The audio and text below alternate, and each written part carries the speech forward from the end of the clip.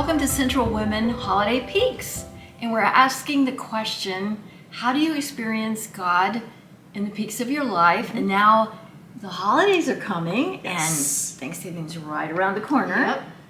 And how do we experience God even more in the peaks of the holidays? Yeah. So last week we were talking, and I said I couldn't wait to hear from both of these gals. So Cassandra's going to share something with us, a challenge, and then Christina's going to have another challenge. So we're going to have Cassandra go first. Yeah, so this actually, I started doing this a few years ago where, of course, it's the holiday season, being thankful, and so, gratitude and all the things you're thankful for, and thankful for God and what's God done for me, and all of those things are really, really important and of high value and are really good things. But then I felt like God was really speaking to me one year, said, well, I know that this is all like inward you, but what about you outward expressing thankfulness to others?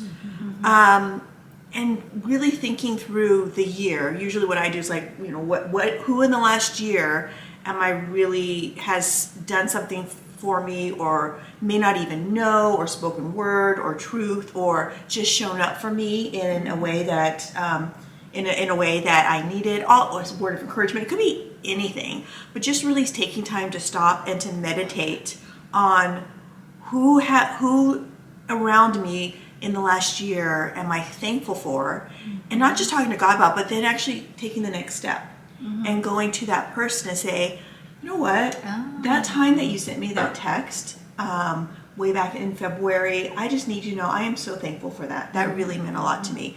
And just really expressing your thankfulness of what people have done for you in your life.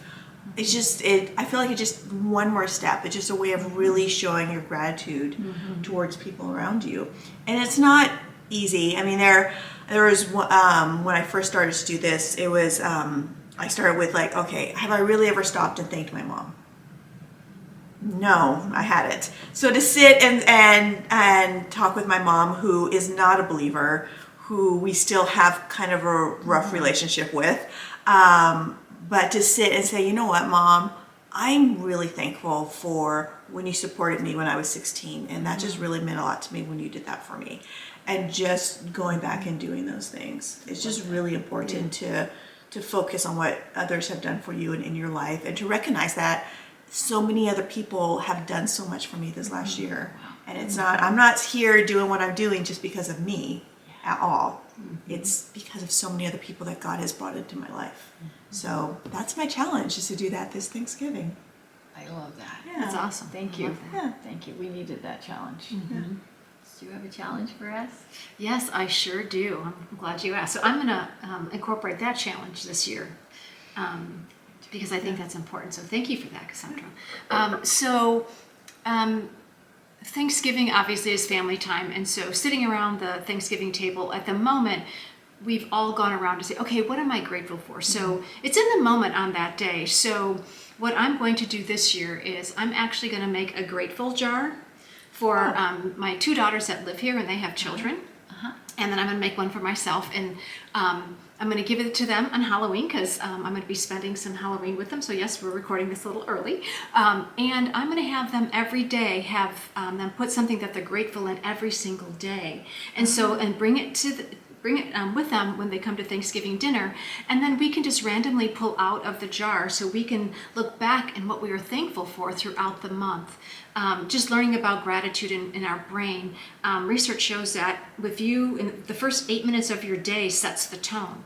And so I know many of us try to be grateful in the morning. So I want to challenge my family to, and the young kids and my grandkids, to really start the day with a gratitude heart for the Lord. So I think if I do that and challenge them, so I'm going to challenge all of you to make a little, take one of those big ball glass jars, right? If you want a decorator, just put it on your table, and little pieces of paper, and have your family, write little things that they're grateful for every day, because we really have a lot to be grateful for, as we've been talking about the peaks, and just finding those peaks in just the day-to-day life that we're experiencing. That is such a great habit to instill at a young age.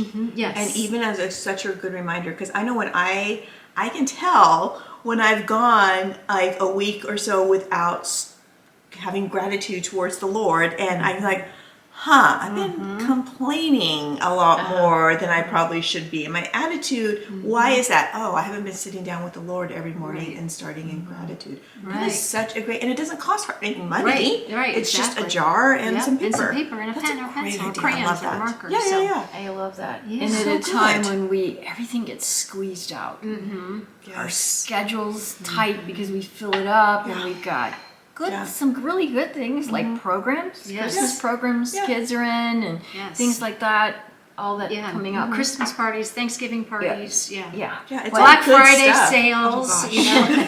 but we have to be very proactive and Yes. intentional with all of this. Yes, very, very much so. Yes. I love you gals. I love you too. Love you, gals. This is fun. I learn a lot from them, and I hope you've learned a lot from us. And I'm sure that if we were in a room, we'd learn a lot from you. Oh, So definitely. thanks for listening and watching, and we should subscribe. Subscribe and like. Make sure you Yes. like. Yep.